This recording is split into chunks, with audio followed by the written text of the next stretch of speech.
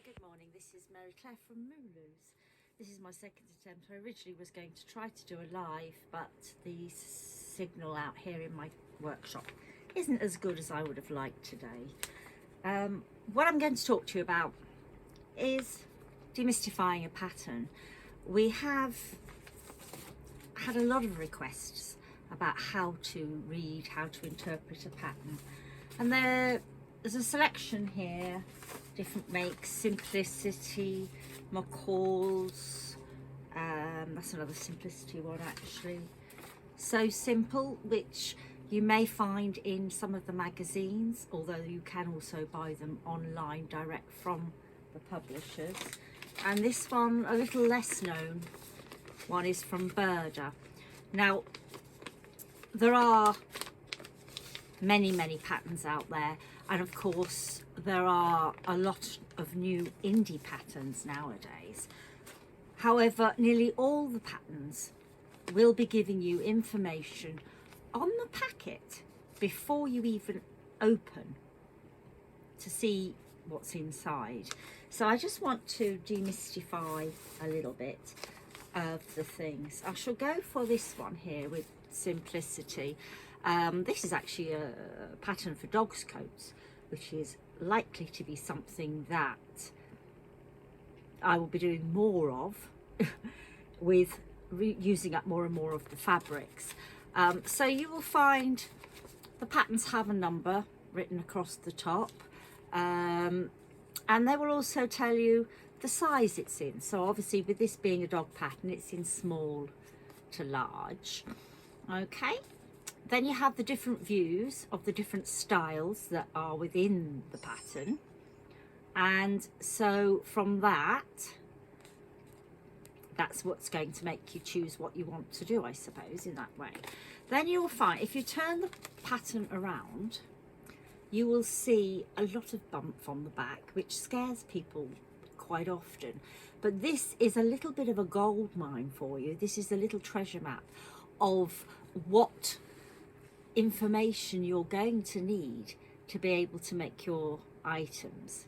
Okay, so don't be scared of a pattern, just take time and have a little read first.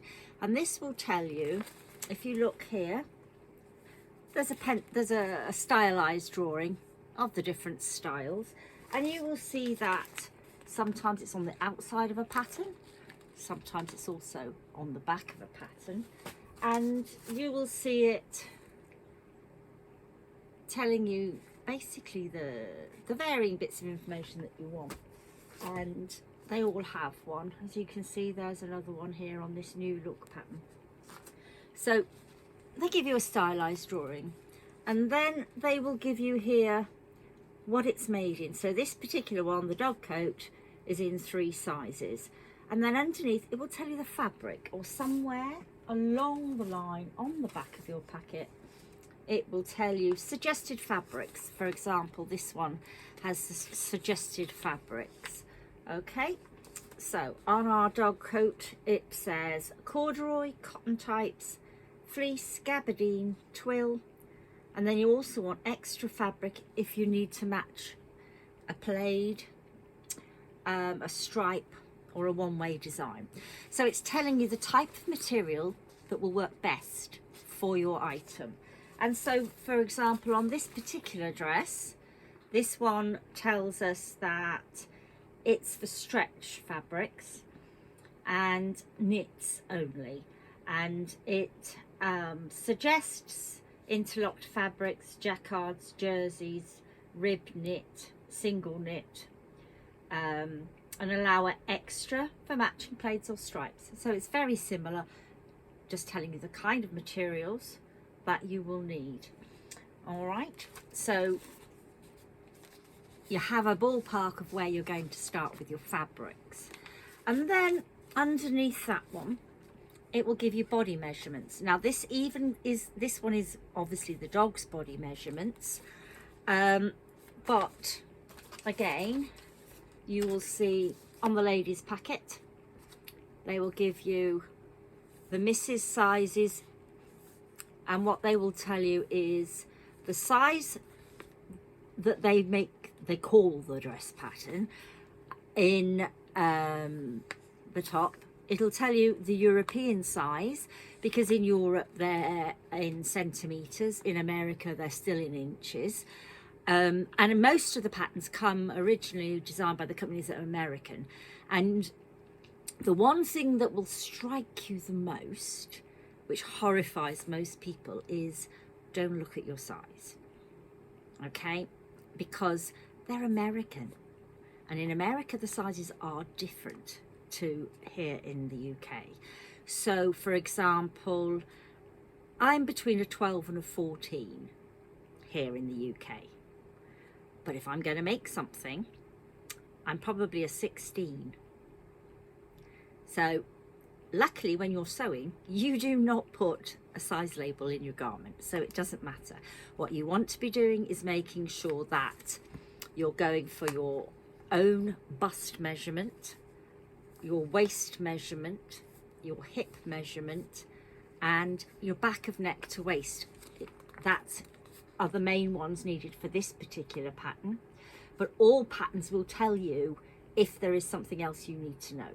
Okay, so if you're making something and you are like me, you're not the right size. I mean, now that I'm in my 60s, my tummy is somewhat larger than it was when I was in my 20s and 30s.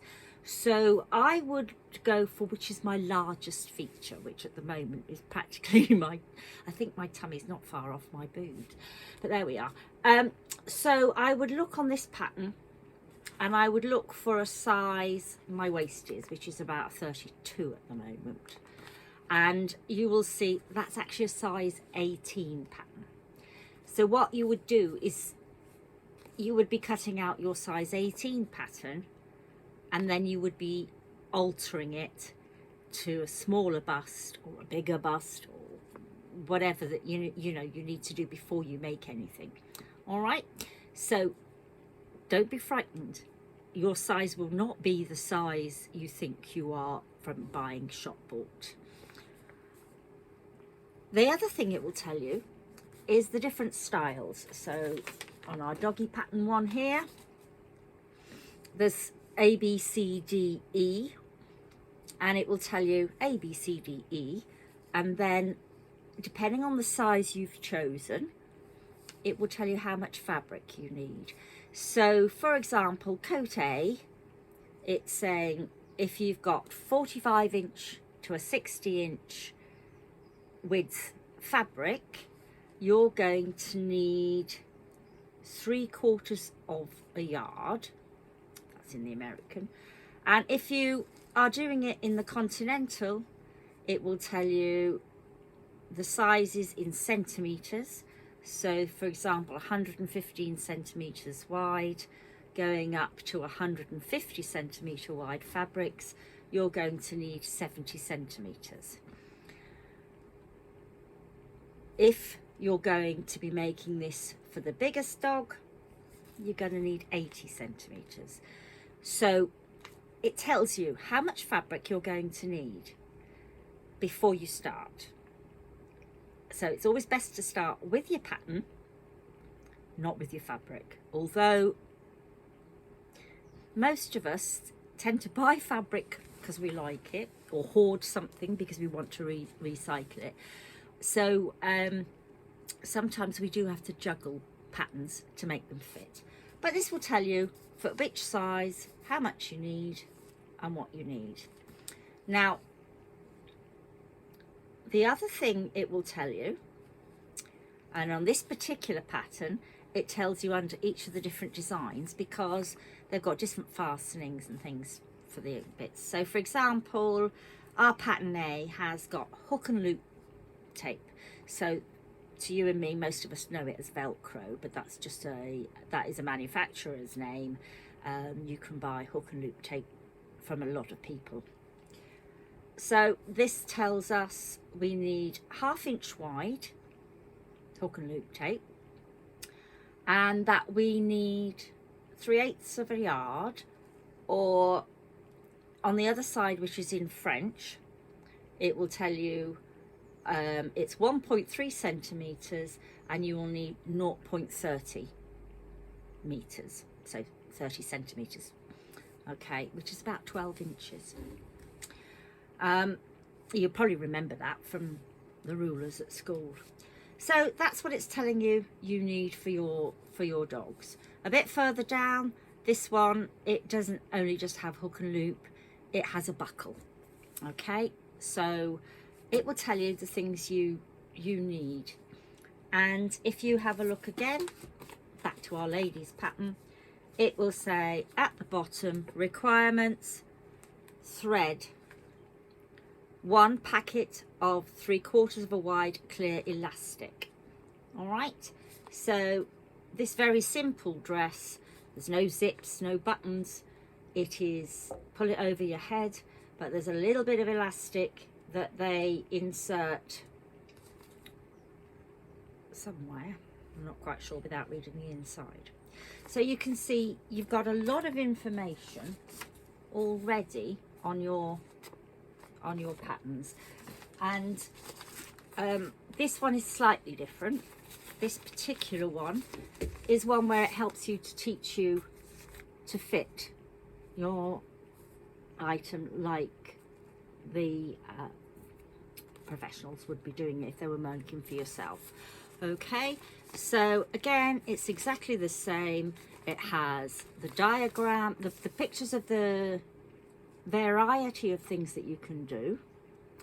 It has how to do your measurements, how to fit like the experts. So if you can look at that one, I don't know if it'll come up back to front. And then there's a little bit of a diagram of the shapes as well. And then below, it's giving you instructions of what to do. And then on the back, again, we've got the various sizes, the various amounts of fabric you're going to need, and here along the bottom it's telling you the notions. So for example, this one, a notion, it's the thread. And then for skirt A, you're going to need 1 1/4 yards of 1 inch wide elastic.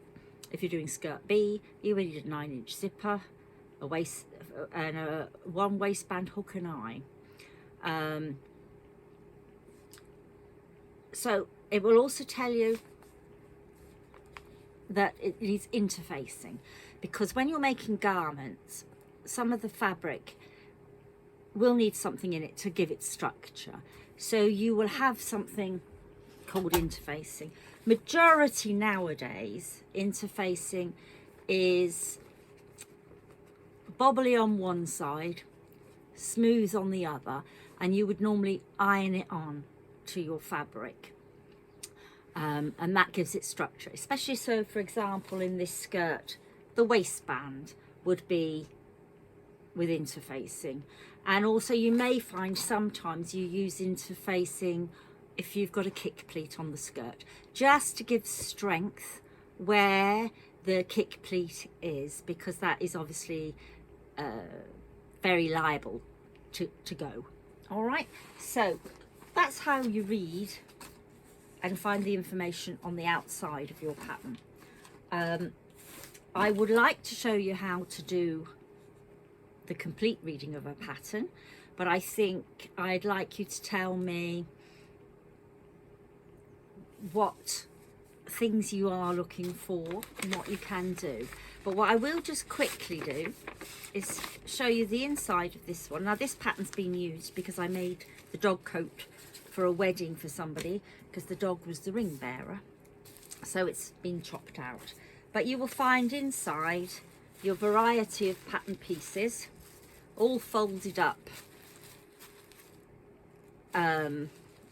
together, and very difficult to get back into the packet to practice folding along the folds. And you will also then find some instructions. So inside again on this particular one, this is the dog coat one, you will see you have the diagrams and the ABCD, etc. all over again. You will have the pattern pieces on display, and it will tell you the numbers of each of the patterns, and you'll see there's a little arrow on those which is showing you where the straight of grain goes. All right, so that gives you that information.